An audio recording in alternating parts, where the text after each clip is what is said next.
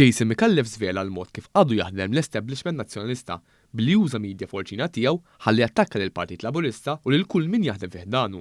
Dan billi żvela ċezz lulu eżatt kif ġurnalista impjegata mal-midja tal-Knisja ingħatat mistoqsijiet mod diretti mingħand Jason Azzopardi u membri tal-Aqda Repubblika biex ikunu jistgħu jsiru lill-eks Prim Ministru Joseph Muscat brabta mal-inkjesta tal-konċezzjoni tal-isptarijiet. Dan inqas minn 24 siegħa wkoll minn dul-kap nazzjonalista Bernard Grech ftaħar ukoll li għandu fiduċja fl-hekk imsejħa midja indipendenti.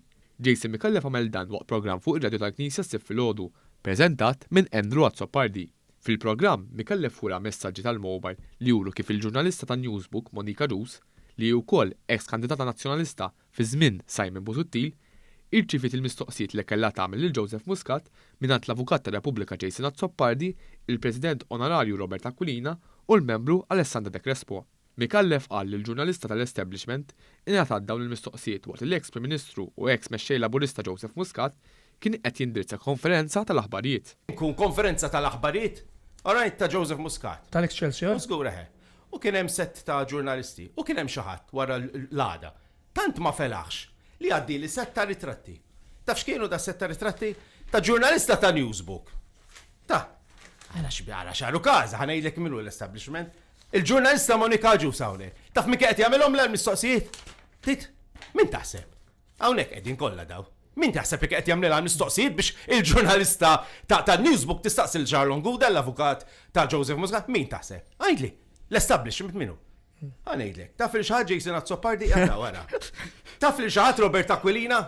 Taf il-xaħat Alessandra Crespo? Edinaw, edinaw. Fl-istess programm fejn Micallef kieċef il-mod kif għadu jaħdem l-establishment nazzjonalista, kienu qed jieħdu semmu koll l-eks deputata Telis Komodonika Kija li wkoll kienet parti mill-Blue Heroes ta' Jason Azzopardi meta saret il-konġura kontra Adrian Delija 4 snin ilu.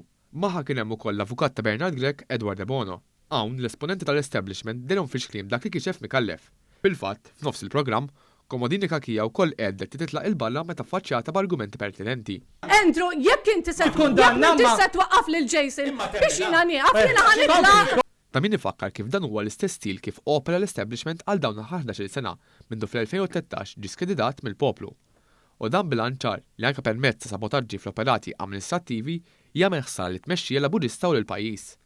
Fost oħrajn, fl-2014 kienu żvelati ċezz bejn grupp ta' uffiċjali għoljin governattivi f'istituzzjonijiet kruċjali bħal Bank Ċentrali, l-Uffiċċju Nazzjonali tal-Istatistika l-NSO u l-Awtorità Maltija għas-Servizzi Finanzjarji l-MFSA u membri fil-medja bħal Ivanka Milleri tat-Times. Dak li kien issejjaħ il-Financial Shadow Group kien jikkoordina kontra l-liġi biex jimmina lill-gvern b'informazzjoni li tgħaddi diretta lill-eks Ministru ta' Konsipjen Tonio Fenech. Qabel din biss tasal fidejn il-Ministru responsabbli ta' dak iż-żmien, il-Professur Edward Cicluna.